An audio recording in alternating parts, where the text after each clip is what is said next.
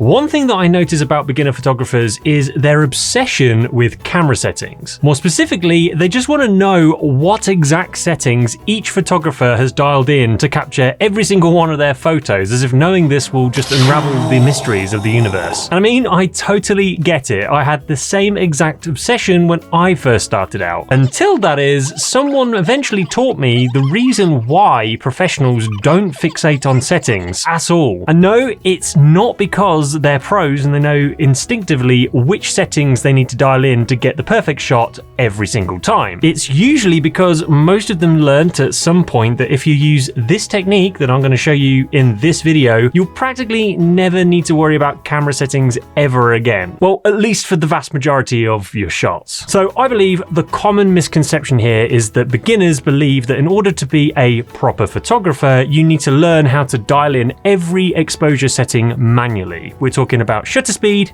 aperture, and ISO. Now, whilst learning how to do that is certainly not a bad skill to have, it can also lead to some unexpected negative ramifications. Firstly, it can often make the bar to entry with photography way higher than it needs to be, as it can be pretty overwhelming having to think about all of those settings as a newbie. The other problem with focusing too much on your camera settings is that you can also draw too much of your focus away from the real purpose of photography, which is about being able to capture a moment. Being a good photographer isn't solely about functioning as a human light meter, it's more about expressing your creative ability. And besides, these days, if you're shooting with your camera set to RAW and you're editing all of your photos afterwards, then any small exposure mistakes you make can probably be fixed pretty easily in post-production afterwards. Now, that's not me saying that you should never give a toss about correctly exposing your photos, because of course that is always very important, but there's a way you can capture a correctly exposed shot without having to hyper focus on every single setting for every single photo you take, and that's going to free up way more of your brain cells and make the whole process a lot more enjoyable. Well, before we can get onto that, first I need to show you this crazy new feature that has just been added to Wondershare Filmora 14, who is also today's sponsor. Now, as we all know, social media is a great way to promote your business or even as a means of generating income outright. But if the idea of being on camera is what's holding you back, then this is where Wondershare Filmora comes in. Simply import your written script or pre-recorded audio, and Filmora's highlight clip creation tool automatically identifies the best moments and then transforms them into polished, shareable 30 to 180 second clips. The new AI style selection tool lets you choose from up to 10 customizable designs to match your brand's look and feel, and this means that your videos can stand out on platforms like YouTube, TikTok, and Instagram without you ever needing to appear on camera. Plus, Filmora's automatic visual enhancements means that you get high quality visuals, smooth transitions, and even auto-generated captions, all synced to your content, saving you hours of editing time. So be sure to download Filmora 14 using the link in the video description, and thanks to Wondershare for helping to support this channel by sponsoring this video. But anyway, what are these mythical camera settings that I'm talking about? Well, firstly, we're going to have to shift your mode dial from full manual mode or fully auto mode, whichever one you've been using, and hey, no shade for using full auto, we've all been there, this is a safe space, alright? We listen and we don't judge. And then you're going to have to set it to the A symbol, or sometimes it's shown as AV depending on what camera you use. Now, this mode is called Aperture Priority, and if you haven't used it before, as the name suggests, it allows you to retain full control of the aperture value whilst the camera will take care of the shutter speed. At this point, you might be wondering, why do we not care about shutter speed? Well, it's not so much we don't care about shutter speed, it's still a very important setting to use, it's just that we are now trusting the camera to set this for us. And in 99% of cases, the only thing we need the shutter speed to do is be fast enough to freeze motion within our shot so that we get a nice sharp image. And these days, cameras are usually more than capable of ensuring that this happens without constant input from us. But in order to make sure that the camera doesn't go rogue and start syncing the shutter speed way too low, we are going to have to adjust two more settings. Firstly, on most cameras, there will usually be a setting somewhere that allows you to cap how slow it can set the shutter speed when shooting in an automatic or semi-automatic mode mode like aperture priority. Now, just like a limbo tournament, how low you want to go is entirely up to you and how many drinks you've had. Personally, I tend to cap this at somewhere around 1/200th of a second, but that's because I mainly shoot with wide or mid-range prime, so 1/200th of a second is more than fast enough to ensure that my shots remain nice and sharp when shooting handheld, and they won't be affected by things like camera shake. Now, if you're unsure what camera shake is, basically it's a type of blur that's created in your photos and it's caused by the camera moving during an exposure. If your shutter speed is set just too low, then even the subtlest of movements from your hands will cause the blur to soften your photos unintentionally. So it's definitely something you want to try and avoid to get the sharpest results. Now, one thing to note here is that the longer the focal length you are using, the more this effect will become exaggerated. So you will need to use a faster shutter speed to counteract it. For example, if you are a wildlife or sports photographer and you probably use a larger lens to not only show bystanders how fucking cool you are,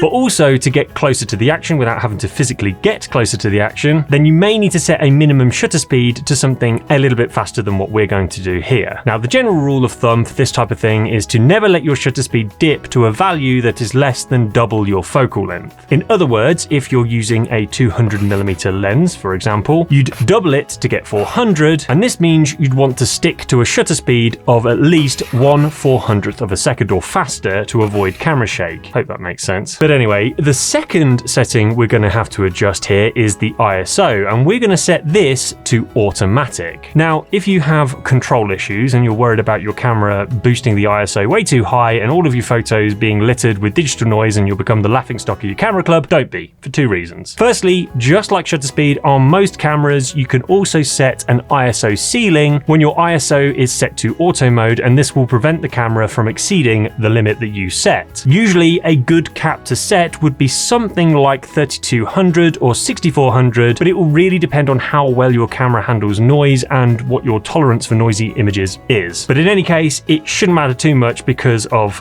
reason number 2, which is AI noise reduction. Now, this technology has come a long way in recent years, and it's included in most popular editing platforms like Lightroom and Photoshop. And if it isn't in your preferred editing software yet, then there are countless plugins and standalone software packages that you can download for relatively cheap, or if not, try out for free, and they will do a perfectly good job of removing excess digital noise. So unless you're a total camera purist who is happier getting everything right in camera, then my advice is to just make your life a lot easier by using this technology to your advantage. But anyway, at this point, we now have 2 out of the 3 exposure settings all being controlled by the camera itself, leaving just one: Aperture. So why at this point aren't we choosing to set this puppy to full automatic mode, grabbing ourselves a beer and just letting it do everything? Well, you see, as we've already talked about, your main role as a photographer is essentially being the creative director. So far, both of the settings that we've stuck into auto mode, shutter speed and ISO, are largely practical ones used to control the exposure. And the camera is more than capable of doing that for us, and will in most cases be able to do it much more quickly than we can manually. Sure, shutter speed can be used creatively, but that's only on the odd occasion where you want to add some creative motion blur to a photo, for example. But for the rest of the time, all we need it to do is capture a blur-free image. The aperture value, on the other hand, has a much more dramatic impact on the final aesthetics of the final image. So that means we need to be the ones that dial that in manually. For example, a wide aperture or low f number will of course create a shallow depth of field, or that blurry background effect, whilst a narrow aperture or high f number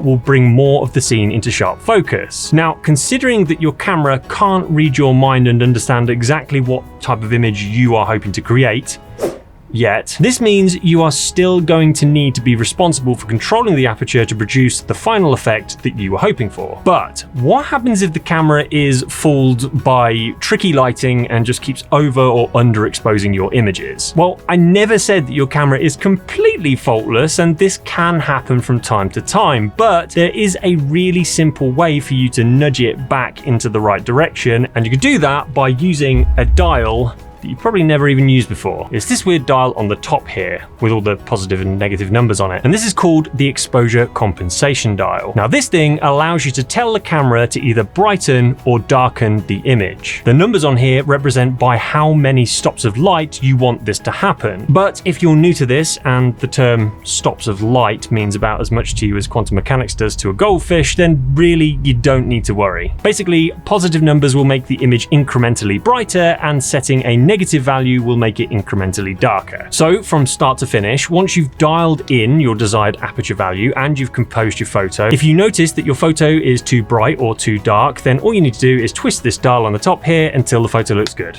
It really is that simple. Now, if your camera doesn't have a dedicated exposure compensation dial like my Sony a7C Mark II, then don't worry, because a lot of the time, if your camera has more than one command dial on it, it will automatically assign one of them to control exposure compensation once you switch over to aperture priority. The other one will allow you to, of course, set the aperture value itself unless you're using a lens with a manual aperture ring on it, in which case you can do it on that instead. And if for some reason that doesn't happen on your camera, then you can sometimes change the settings in the camera itself so that one of the command dials functions as an exposure compensation dial. But if you don't have a camera with more than one command dial, then you'll also need to look out for a button like this. Bear with me.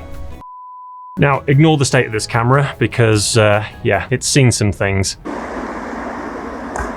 But basically you want to look out for a button that has this plus or minus symbol on it. And basically if you hold this down and then turn your command dial, that will allow it to function temporarily as an exposure compensation dial. And you should see all of that happening on screen. Now, before we wrap all of this up, the final question you might be wondering at this point is all of this cheating? Well, the answer to that will largely depend on whether you think using technology available to you is considered cheating. Personally, I don't think so. If anything, it makes perfect sense to do it, especially if it's going to make the whole experience easier and way more enjoyable for you personally. And equally, if you do consider this type of thing cheating, then by that logic, being a digital photographer in general is kind of cheating. Surely instead we should go back to the days of film where photography was considered a real craft. But even then, wouldn't the convenience of being able to buy a roll of film from a store somewhere and inserting it into a camera with an automatic light meter also be considered cheating? Maybe that means we should go even further back in time and start making our own glass plate negatives in a dark basement. Or maybe we can go one step further and scrap photography altogether in favor of painting with oils and canvas. In fact, fuck it. Let's create cave paintings by smearing our shit onto the wall, shall we? Okay, maybe I'm getting a little bit carried away, but hopefully you see my point. The settings are just the tools, not the art itself. And let's face it, no one ever admired a photo because of the settings they used. They admired it because it probably made them feel something. And on that note, what do you think of my painting? I made it myself. Don't worry, it's not my own shit. I'm not a complete savage. It's my wife's. Stop it. Get some help.